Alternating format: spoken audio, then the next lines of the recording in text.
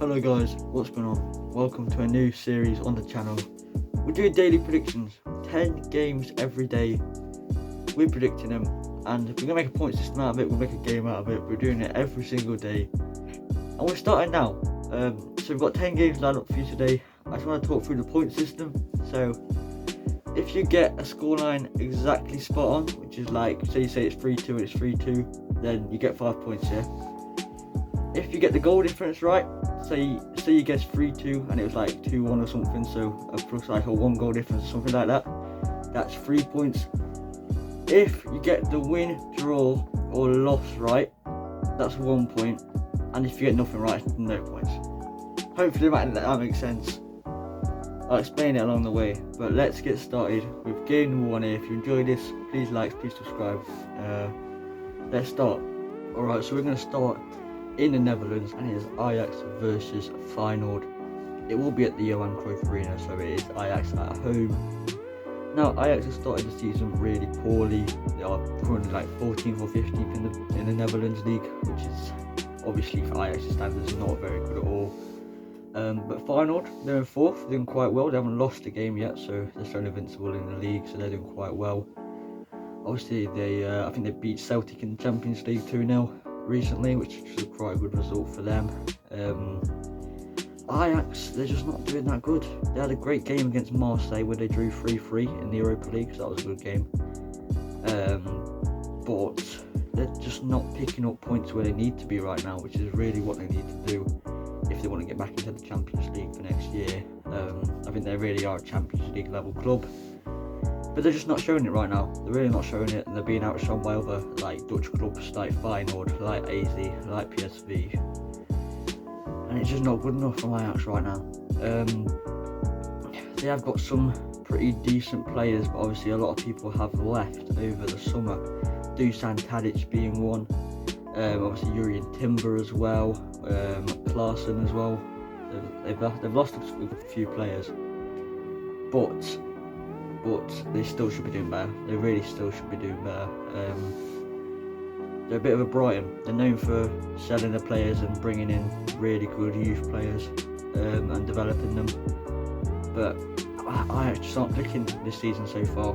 So I think Feyenoord really are the favourites to win this. But I think Ajax are going to start to pull through. They're going to start getting results. I don't think they'll win this, but I think this will be Ajax 2, Feyenoord 2.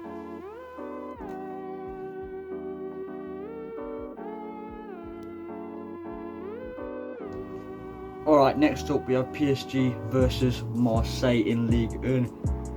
This kicks off at about 7:45, but we're doing it now, I think. So basically, Marseille started the season pretty decently. They're above PSG in the league actually. I think Marseille are like 6th. PSG around 7th or 8th spot, but they both started pretty decently. Both started quite well. Obviously PSG going through a massive transition stage right now, having sold Neymar and Messi in the transfer window, and they've brought in obviously players like Marco Asensio, Ousmane Dembele, Skriniar, Hernandez. They've got basically a whole new team, and I think it's a lot better. I think they're very much improved. Even with the likes of Verratti leaving as well, I think they've filled the hole quite well with the midfielders that they've brought in. Marseille, obviously in the Europa League, drew to Ajax, great game. Aubameyang seems to be performing quite well. Obviously scored a brace in that game, seems to be doing well in Ligue 1 as well. I like Aubameyang, and I'm happy he's doing well, to be fair. Good player. Good to see he's back on his feet. This is a hard game to predict because PSG are going to go into it being favourites. Obviously they have got home advantage as well, but you never know with Marseille, do you? You never know with Marseille. They could do well. They've got Ndiaye as well from Sheffield. Also it's Ismaila Sarr from Watford. I think PSG will win this. I think it's going to be close, but I'm going to say PSG 3, Marseille 1.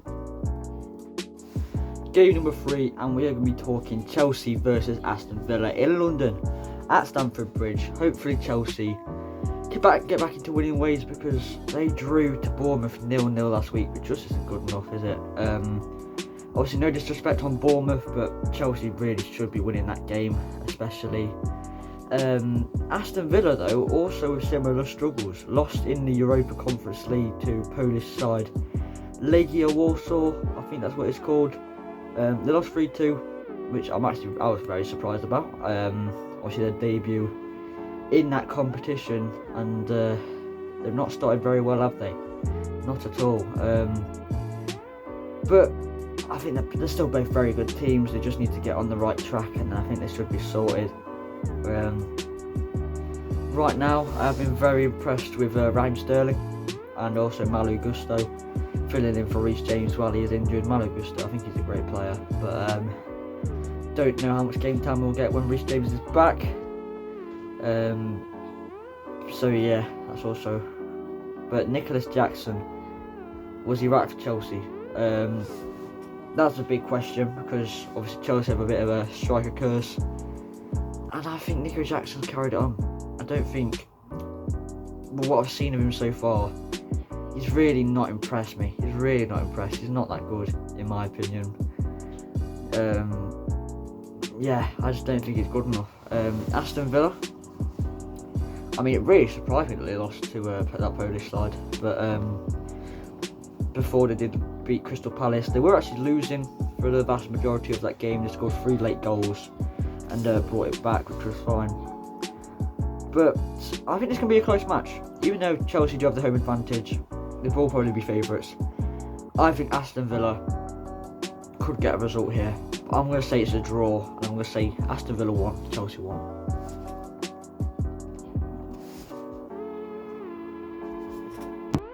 Next is two teams that have lost very big players. It is Freiburg versus Frankfurt. Obviously, Frankfurt have lost. I think it's Daichi Kamada that they have lost. They lost him to, I think, Lazio or Napoli. It's one of them two. But they've lost him. And the other one, Freiburg, have lost their goalkeeper Mark Fleckham to Brentford. Jesus Christ. But I'm going to keep this one short and sweet. I mean, I'm honestly going to be honest. I don't know much about Brighton. Why am I saying Brighton? Don't know much about Frankfurt. Don't know much about Freiburg. But what I do know is I like Frankfurt. I'm not going to lie. I'm going to predict Frankfurt to win this one. To be fair, I'm going to say Kolo Muani scores. I'm going to say Frankfurt 3, Freiburg 0. A Frankfurt domination. Next is Premier League, and it's Brighton at the Amex versus Bournemouth. Two teams on pretty decent form, despite the Athens upset against Brighton in the Europa League, obviously. Bournemouth recently getting a 0-0 draw against Chelsea, which I think is a brilliant result. They were at the Vitality, they were at home. Still a great result for the Cherries. Brighton, though, obviously last weekend they got a win against Manchester United, which I thought was brilliant. I think it further proved that Gross is one of the best midfielders in the Premier League. Top 10, definitely. Top 7, I'd say. He's quality. He is so quality. Should be picked for Germany. Really should. On the other hand, Bournemouth, I mean, they've been picking up some points. I did put them down for relegation this season, but maybe I should be reconsidering, you could say. But Bournemouth, I think, have done quite well to start the season off. Not amazing, but they've done pretty decently. Pretty impressed. Brighton are performing incredibly. Performing like a top team, a top 6 club, top 4 club. They're performing really well. I love De Zerbi. I don't see Brighton losing this game. I'm not going to lie. Despite their upset, I do not see Brighton losing this game. I'm going to go with Brighton 2, Bournemouth 0. Simples. We now have Liverpool versus West Ham United. It is at Anfield. And I have feelings that West Ham will win this. I don't know why. Liverpool have been they nearly, I say nearly, they won 3-1, but they could have lost at Lask, to be fair. The Austrian club, they were 1-0 down, nearly threw that out the window, to be fair. But Liverpool did beat Wolves 3-1 last week as well. They're doing alright, they have been doing alright. Darwin Núñez, I think, has been performing quite well. But West Ham, they've just been something different, haven't they? We've not really expected them to be this good this season, but they have been. James Ward-Prowse, what a signing! What a signing he's been. Completely changed that squad. His set pieces are brilliant. He's a brilliant player. I think Liverpool, despite being very good, I think they will lose. I think they'll lose at Anfield against West Ham. I don't know why. I just got a feeling it will happen. West Ham will win this game. They will win this game. It will be West Ham 2, Liverpool 1. I'm telling you now. This next one should be interesting, as it is Portimonense versus Benfica. I'm not gonna lie. I don't know much about Portimonense, but right, I know a lot about Benfica, and they have lost Grimaldo. But they are basically at the top of the table. They're doing quite well in their league at the start of the season. Portimonense is doing quite the opposite, 15th place, battling it out in the relegation spots. I'm going to keep this short, going to keep it simple, because I've really not got much to say. I mean, Benfica have lost players. They've lost Vlachodimos, they've lost Gonçalo Ramos, and they've obviously lost Grimaldo. But they've still got quality. Florentino, Jean Mario, right? That's the right club, isn't it? Yeah, I think so. Antonio Silva. At the end of the day, Benfica will win this, I think. Just want to keep it simple. I'm going to say Benfica win this 4-0. 4-0. Portimonense is going to go down. Benfica go up. That's what I'm trying to get at here. 4-0. Over in Belgium, where there's another game where I want to keep quite short, quite simple. It's Club Brugge versus Anderlecht. Both in very similar positions right now, 3rd and 4th in the Belgian Pro League. They've both got pretty decent players. Obviously, Alderweireld for Anderlecht, who is quite quality. They are playing Champions League football this season, obviously. I think I might be wrong. Wait, is that Antwerp? I think I'm waffling. Anyway, Bruges have they've got Vanaken. They've got Minogue, the goalkeeper. They've got decent players. And also, I think Anderlecht do have Sorloth, who is actually a very good player. I'm not gonna lie, good striker. Should get them a lot of goals this season. About keeping this short and sweet, let's do this now. I think Anderlecht will win this. I know people may know Bruges as being the better team, being the more prolific team in Belgium, but I'm going to say Anderlecht win this 1-0. A very tight game, but I think they'll grasp it at the end with a winner. Anderlecht 1, Bruges 0. That's what I think.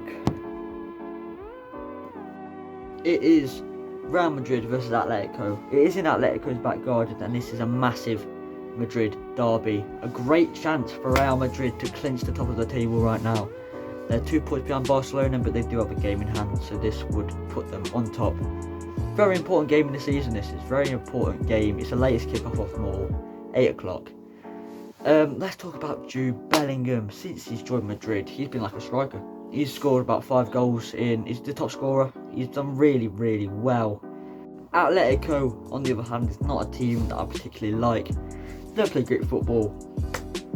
For that reason, and because obviously Real Madrid are on brilliant form, and it's Real Madrid. We're going to go for Real Madrid 2, Atletico Madrid 1. I think it will be close, but Real Madrid will come out on top of this game, and they will be top of the leaderboard. 2-1. It is the last game, game 10, and it is another local derby. It's the North London derby. It's Arsenal versus Tottenham, and it is at the Emirates, so obviously Arsenal have the advantage here, but Tottenham are actually above them in the table. Tottenham have been doing really well under Ange Postecoglou, which is not something I expected. I'm going to keep this one a bit short, which so you don't want to get into this. Don't want to offend a load of Tottenham and Arsenal fans. I think this will be a draw. I really can't pick out any key differences between the clubs. They're both doing really well. I'm going to say it'll be a very good game though. I'm going to go Arsenal 2, Tottenham 2. Richarlison's going to score, and so is. That is the end of today's video. Hope you enjoyed. Do you think I'm a mug? Do you think I got these right? Please let me know. And I'll see you in the next video, which is gonna be tomorrow. It will be tomorrow. Let's be real, because we're doing it every day. Goodbye. Goodbye.